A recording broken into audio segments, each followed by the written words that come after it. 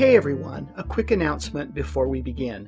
We are very pleased to say that Volume G of the Gospel Feast series, The Prophet Elijah, is now available on Amazon. The tribes of Israel consider Elijah to be one of the greatest servants of God to have ever walked the earth. Many Jews believe that he is the greatest. Considering his very high esteem, it is incomprehensible that we know so very little about him. Stop and ask yourself, who were his parents? Where was he born? What tribe of Israel did he belong to? Where did he get his authority? Which priesthood did he hold? Why was he taken up by the Lord so that he wouldn't die? What did he do to earn this blessing? Where was he taken? Where is he now?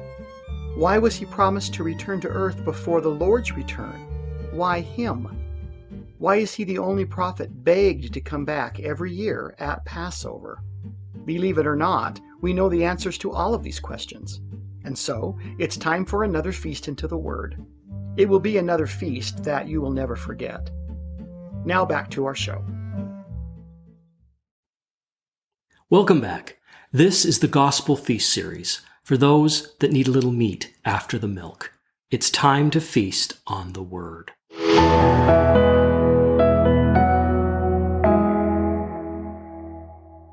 In this episode, we are very excited to finally be getting into the meat of Daniel, a book that Sir Isaac Newton said was the keystone of Christianity. We are going to soon understand why. Of the many visions given to the prophet Daniel, Daniel chapter 11 is considered the most difficult. Yes, Peter, I think that's right. We are excited to jump right into this over the next few episodes. So Reed, are you ready? We need to step back just a bit and talk about the Jewish concept of time before we get into the great vision of Daniel. Oh my, that is interesting. Please go on. Israel and Israel's God had their own unique way of looking at days. And it's exactly what Nephi said. Unless you learn something about the Jewish way of thinking about periods of time, it will never make any sense.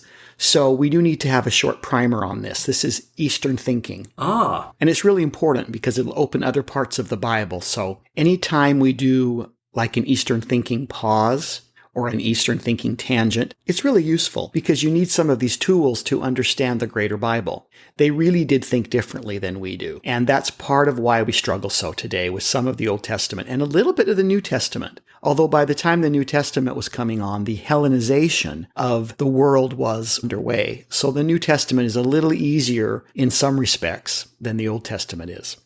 In Israelite thinking, a day could be any period of time. Daily meant cyclical or reoccurring in a pattern. So a week was 7 equal periods of a reoccurring pattern. A month was 30 equal periods of whatever a day was, and a year was 360 periods of whatever a day was. So one can build on this. A week of days is 7 equal periods. A week of months is 7 times 30 equal periods of 210 periods. A week of years is 7 times 360 equal periods, or 2,520 periods, and so forth. So in other words, 2,300 days could just as easily be 2,300 weeks, months, or years as we understand it. Now, if you're a little confused, you are in great company. Every prophet and saint since the beginning has tried to figure out just what the Lord meant when he said, "I'm coming quickly." In heaven's eyes, I'm sure that it's true, but to men on earth, it's like, oh my gosh, you're coming quickly. How quickly is quickly? To make things simpler, Isaac Newton and later Sir Robert Anderson, who we will study also, a really interesting man, both mathematicians beyond any reproach, and Joseph Smith said that days in Daniel were prophetic calendar years. This has also been the traditional rabbinical view. In fact, nothing else comes closer to making any sense. Often in the scriptures, days are years. Now, we already saw how Daniel understood this, because when the Lord said 7 years for Nebuchadnezzar's naked Sasquatch experience out in the field. Okay. Continue. And Daniel went to the Lord and used this very concept to get it changed from years to months. And the Lord was okay with that. Yes. So it shows you, we've already talked about how they thought this way, but it's important to know as we proceed because we're going to hear about prophetic days, and these are going to mean years.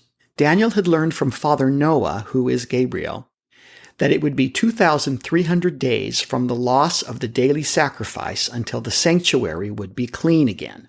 Thinking in Jewish terms, this answer is more literally translated this way. There will be 2,300 continual periods from the start of the desolation until all is restored on the earth. So the term the daily sacrifice is an unfortunate translation in Daniel, and it has caused great confusion in the Christian and Jewish communities.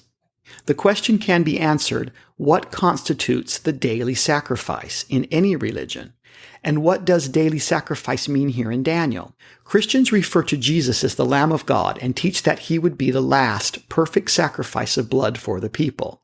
If daily sacrifice only meant blood sacrifice in the Levitical sense, then why did Jesus come to fulfill the law of Moses and not destroy the law, as he said?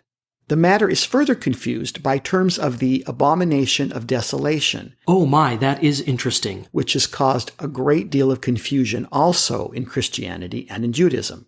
This is traditionally connected to the removal of the daily sacrifice in Daniel. We are fortunate to have Joseph Smith's take on this difficult passage.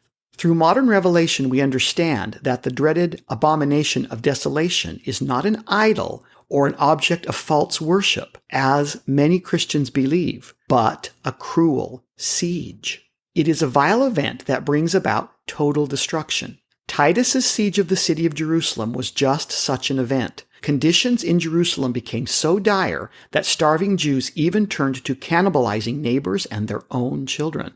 There can be no greater or vile destruction than eating one's own children. Of all the abominations, none leaves a nation more desolate, more truly without increase.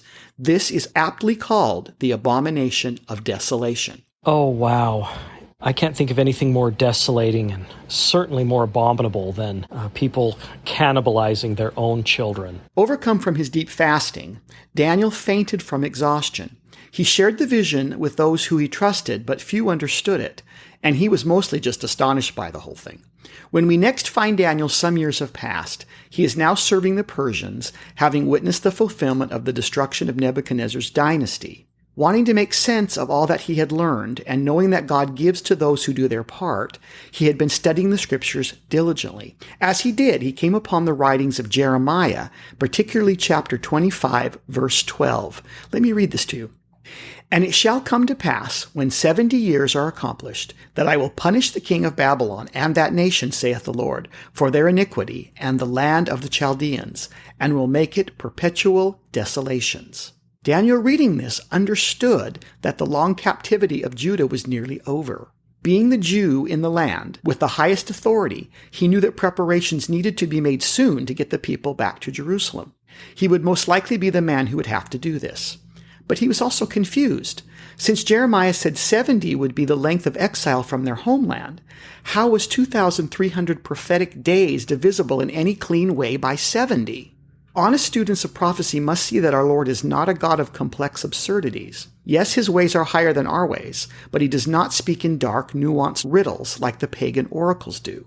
If ever you see overly complicated explanations of God's word or big confusing charts with things like the Great White Throne and heavy contradictory sermons, it's time to be wary. A study of Daniel is the perfect example. God's heavenly visions may seem complicated at first, but when a handful of keys are turned, they become simple and easy to understand. No matter how many times evangelical end-time charts are explained, they are confusing. God is not the author of this confusion, so we'll have to come back to that. But realize that Daniel realized that something was missing from the information he'd been given. Either that or he simply didn't understand it.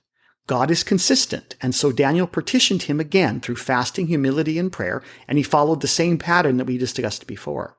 Daniel would later say that while the words were yet in his mouth, he felt a hand touch him. It was Father Noah again, in his celestial glory as the Archangel Gabriel, and he'd come to teach this son of his in a matter more plain than had ever been taught before. This would be Daniel's most detailed vision of the history of Israel, and it is incredible. It will be the most exciting, clear foretelling of world events ever given into the hands of a prophet, and would be accessible to the world at large.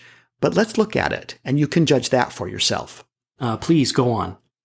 Of the visions given to Daniel, this next one, which we're going to call the history of Israel foretold, is simply amazing for the foreknowledge and detail it gives of future events. Ancient manuscripts of this prophecy can be dated to 300 years before Christ, but of course Bible believers know that the writings are much older. This vision dates the arrival of the Messiah and thus his true identity, which is exactly what Isaac Newton was saying. It further dates the arrival of the apostasy of authority and its subsequent restoration thousands of years later before Joseph Smith was even born. So Daniel had been pondering on the last piece of information that he had wrestled from the heavens, namely that it would be 2,300 years from a certain event until the fullness was restored. He had many questions and knew how to get the answers. He knew he could fast and pray, and we talked about how he did this. He's going to do it again until the heavens opened. The angel Gabriel, who is Father Noah, returned with even more detail. Up to now, God had spoken in broad strokes to his prophet, but no longer. Starting with the fall of Babylon at the hands of Persia, he would give more amazing detail through Gabriel than he had ever given before. Let's go through this amazing prophecy verse by verse, and we may have to do it over a couple of episodes because it's a lot. I have been surprised. We never studied these in a church setting. And so I'm hoping that this will be a real feast because I have the suspicion that most of our listeners will have never studied these verses because we never talk about them. And yet they are incredible. So let's do it. And in fact, Peter, if you don't mind reading the actual Bible verses, and then I can stop you and comment on them. Oh, okay, yes. Daniel 11:2. Behold, there shall stand up yet 3 kings in Persia, and the fourth shall be far richer than they all.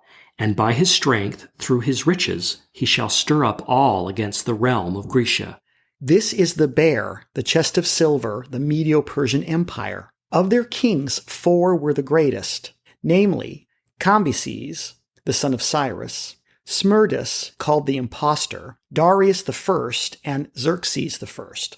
This 4th king was indeed the richest. He was called Xerxes, king of the world, and he was famous for his great wealth. He desperately wanted to conquer the Greek peoples, and so he amassed an army of 5,283,220 men, which he also maintained. Wow. It's staggering. He would fight the Battle of Thermopylae, beating the 300 Spartans. So if you saw the movie The 300, you'll know about Xerxes the Great. His power would rouse the Greeks to action and eventually be the spark that brought Alexander the Great east to seek revenge. So speaking of which, let's continue with the scriptures, verse 3 and 4.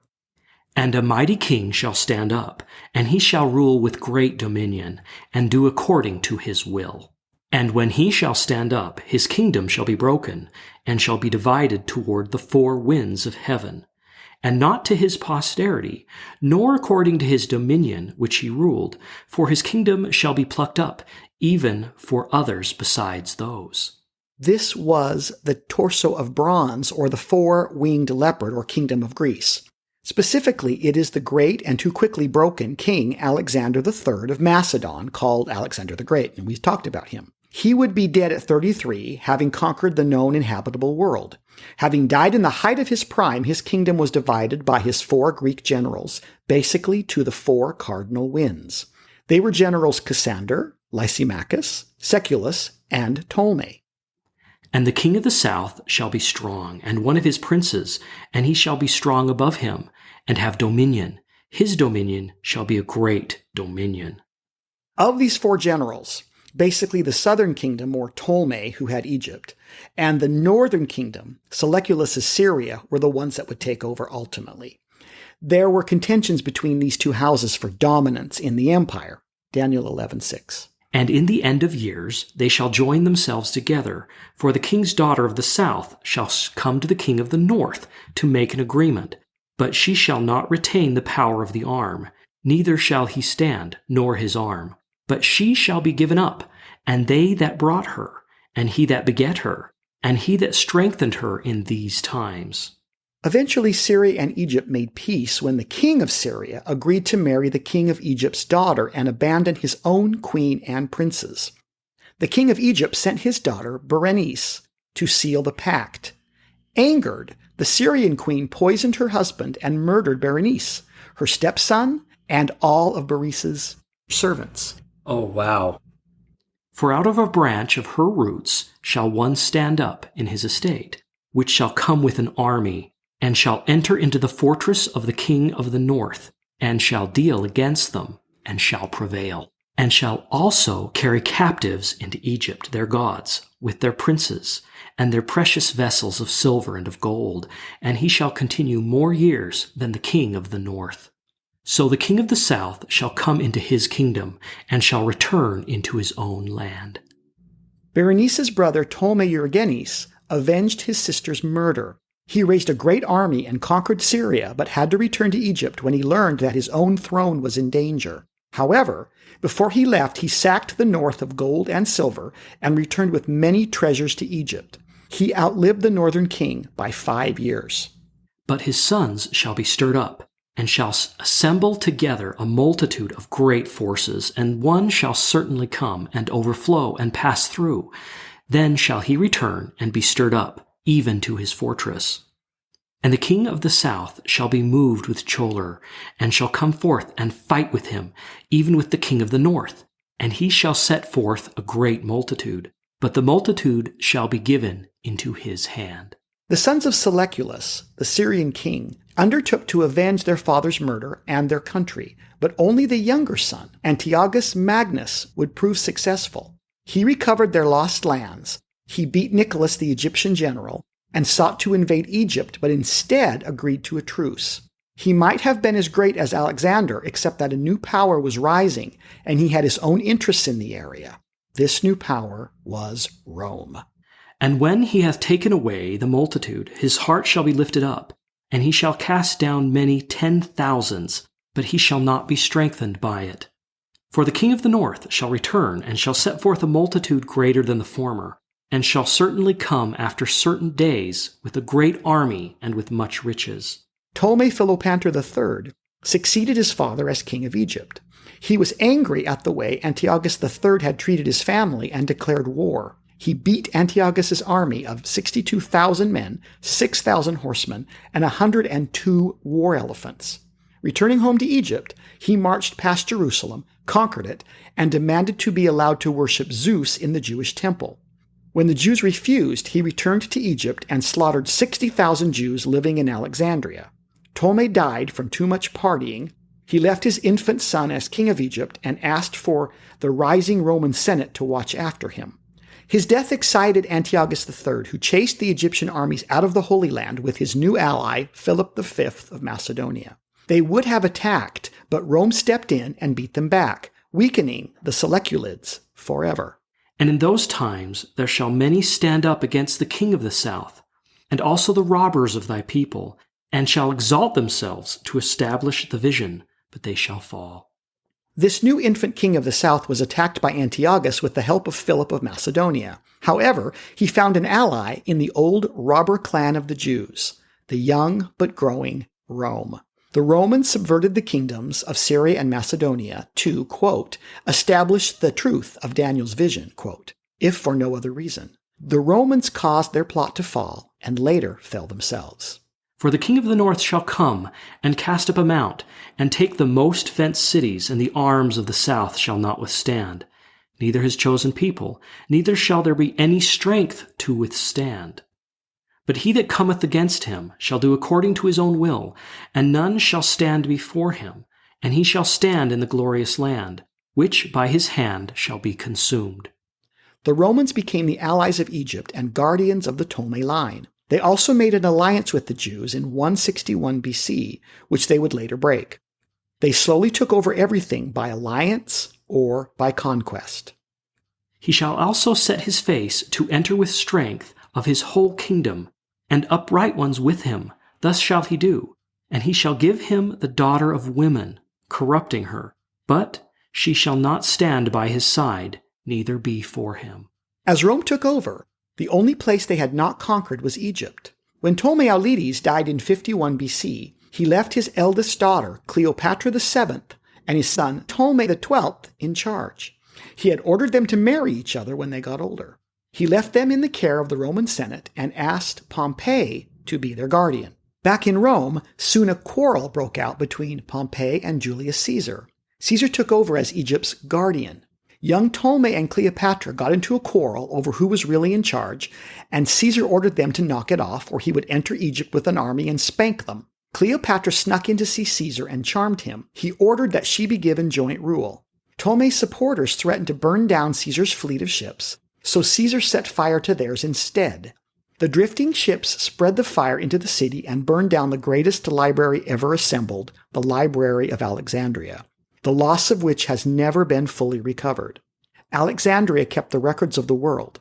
Alexander had gathered them from all over the world. What's so interesting is that these books that were lost actually made the Bible more prominent because it contained ancient history, and so much of the ancient history burned within the Library of Alexandria. Cleopatra paid Caesar back with her body and gave birth to his son, whom she named Caesarion.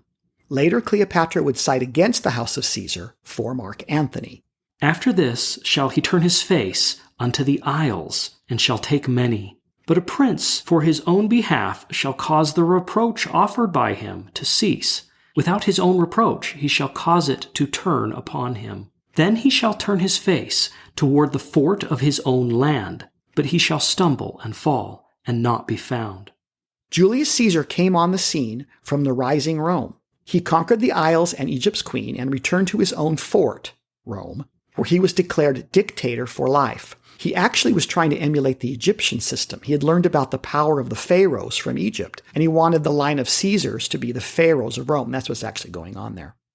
One of the princes of Rome, Brutus, murdered him and ended his reign. And we actually have his death mask, which you can see the pain on his face from being stabbed repeatedly. Let's post that on the website, Peter, so that people can see it. It's kind of interesting. We actually know exactly what Julius Caesar looked like, at least in his death. Then shall stand up in his estate a raiser of taxes in the glory of the kingdom, but within a few days he shall be destroyed, neither in anger nor in battle. Thank you so much, Reed. We have run out of time, unfortunately, for this episode, but we knew that this important vision was probably going to take a few episodes to get through. And so let's just pause here. We hope everybody will join us for part 2. And until next time, may the Lord Jesus Christ continue to be with all of you.